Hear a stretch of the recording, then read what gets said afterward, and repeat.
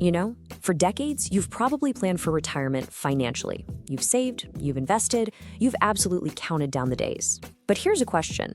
Have you planned for who you'll be? Just think about it. The last time you met someone new, what's one of the first things they ask? So, what do you do? And for 30, 40 years, you had a simple, solid answer. But when you're no longer the CEO, the teacher, the nurse, or the mechanic, who are you? This right here is the retirement identity crisis. And honestly, grappling with it is one of the most important things you can do to shape the next chapter of your life. So let's dive in. This quote, it just nails it, doesn't it? For most of our adult lives, our jobs are so much more than just how we earn a living. They become our identities. They're the shorthand we use to explain ourselves to the world. And when that's suddenly gone, the silence that follows can be, well, deafening.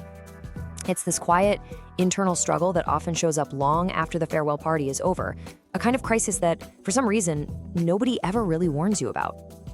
But here's the good news. That feeling? It's not a dead end. In fact, it's a really powerful starting point. And today, we've got a clear roadmap. We're going to cover losing more than a job to really get the hidden challenge. Then, the 3 lost anchors that propped up your old identity. Next, the exciting part, architecting your new self. From there, we'll get practical with a 4-step action plan. Then, we'll look at a whole new kind of growth this makes possible. And we'll wrap it all up with your first mission today. Okay, let's jump into our first section, losing more than a job. You know, this whole identity crisis thing feels so hidden because on the surface, retirement is sold as the ultimate prize, right? Freedom, leisure, no more alarm clocks. And look, that freedom is absolutely real and you've earned it, but it often comes with a psychological price tag that can catch even the most prepared person completely off guard. It's the great paradox of retirement. You've finally gained all the time in the world, but in the process you might feel like you've lost your sense of purpose. This right here is the question that really matters. We spend, 40 years building a career and with it a professional self. We become the engineer or the manager. That identity organizes our days, it shapes our social circles, and has a huge impact on our self-worth. So when you just subtract that defining piece from the equation of your life, what's left? The empty space that passive leisure, as wonderful as it is, often can't fill, is this identity gap. It really shines a light on the huge difference between being on vacation and being without a vocation. So if you're feeling a bit adrift, it's so important to understand this is not a personal failing. It is not your fault. It's a predictable structural problem. It happens because your work life, for decades, gave you 3 critical psychological anchors that held your sense of self firmly in place. Those anchors are role identity, daily structure, and social validation. And when you retire, all 3 of those anchors get pulled away suddenly and all at once. Let's break them down one by one. The first and maybe the most powerful anchor is role identity. Your job title was way more than just a line on a business card. It was a shortcut. It instantly told people what you did, what you knew, and kinda where you fit in. It gave you a ready-made script for conversations. So when someone asks that question, what do you do? And your answer changes from your title to, I'm retired, the whole dynamic just shifts. You haven't just lost a title, you've lost a readily understood place in the world. Okay, the second anchor is daily structure. For decades, your job organized your life. It was this external force that gave your days a rhythm, a sense of forward momentum. It told you when to get up, where to be, what problems needed solving, and when the day was done. Without that, the wide open expanse of a day or a week can feel less like freedom and more like a shapeless, kind of intimidating void. So now it's up to you to become the architect of your own momentum, to build it from scratch every single day. And the third anchor, this is the one people are often most surprised they miss, is social validation. The workplace is a constant feedback loop. You solve a tough problem, you get a great job from the boss, a thank you from a client. This steady stream of little affirmations confirms that you're competent and valuable. In retirement, that entire built-in validation system just disappears. The world stops telling you on a regular basis that you're useful and effective. So losing these 3 anchors puts you at a crossroads, a fundamental choice. The psychologist Erik Erikson called it the core conflict of this stage of life: generativity versus stagnation. Generativity is that drive to create, to contribute, to guide the next generation. It's that deep human need to feel like you still matter. Stagnation, on the other hand, is that feeling of being stuck, irrelevant, disconnected. Retirement is the moment this choice becomes your central mission. Are you going to actively create a new purpose, or are you going to drift? And this brings us to the most empowering, most exciting part of our journey today. This is where we shift from the problem to the solution. Because if your old identity was largely built for you by your career, your new one is something you get the profound privilege to build for yourself. This isn't about finding a new you, as if it were lost somewhere under the couch cushions. Nope, this is about actively architecting a new you. It's a deliberate shift from a life guided by an external script to one guided by your own internal mission. So, the crucial point is this: identity is a self-construct. You are not a fixed thing forever defined by your past. You are a project.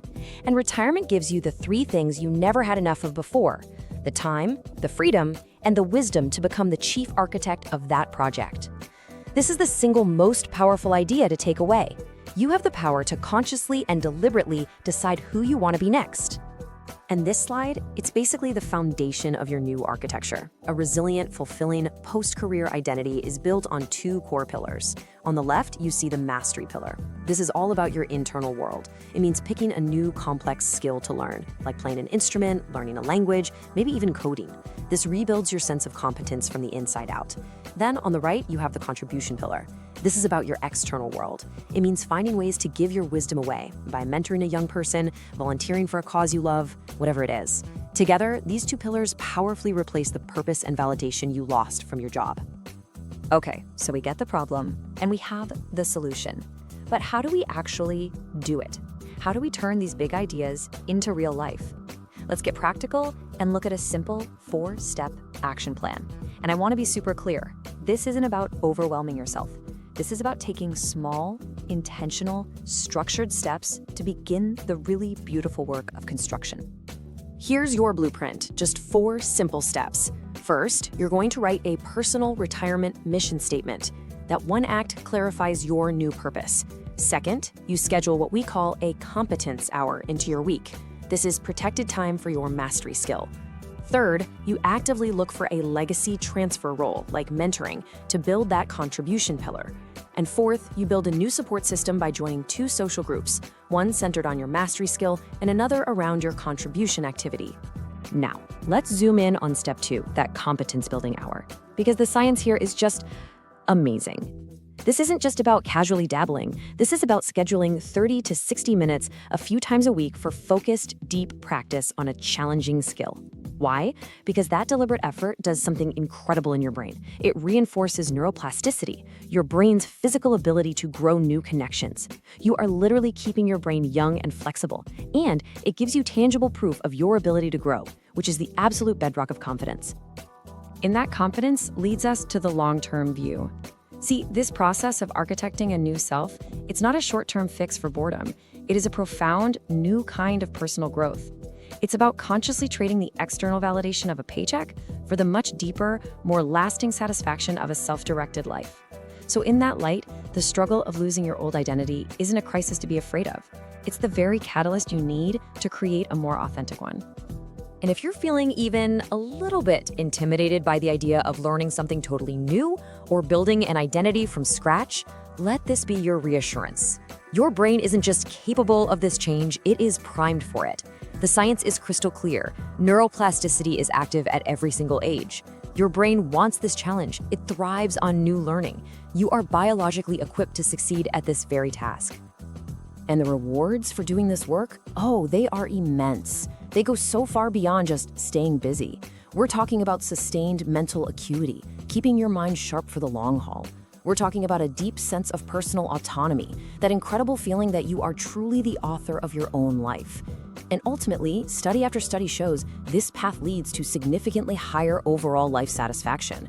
This is the recipe for a retirement that isn't just long, but truly deep and meaningful. So let's just reframe this whole thing one last time. The identity crisis isn't the problem of retirement. The opportunity to engage in intentional self-reconstruction, that is the greatest reward of retirement. It is the chance to finally, after a lifetime of work, build a self that isn't defined by a company, but by your own deepest values, your true passions, and your unique contributions. We've covered a lot of ground together, from the silent crisis to the structured solution. So now, let's bring it all home. We want to leave you not with a mountain of information, but with a single, clear, powerful mission. A first step that you can take the moment we're done here. When we look back on our journey today, it really boils down to this. We started by acknowledging that the anxiety of retirement is real, and it comes from losing those core professional anchors, your role, your structure, your validation. But then we found the most helpful insight, the power to replace that old role, not with just sitting around, but with a scheduled, active mission built on mastery and contribution. And by defining your new self now, you are making a conscious choice, a choice for a future defined not by what you were, but by the profound purpose, the quiet confidence, and the continued growth of who you are joyfully becoming. So, here it is, your first mission. Before you do anything else today, just take out a piece of paper or open a note on your computer. Don't overthink it, just write a couple of sentences for a first draft of a retirement mission statement. Ask yourself, what's one skill I really want to master? And what's one way I'd like to contribute? This simple, immediate act is the first brick you'll lay in the foundation of your new self. It begins the process of filling that void not with anxiety, but with clear intention. Write it down. Today, you absolutely got this.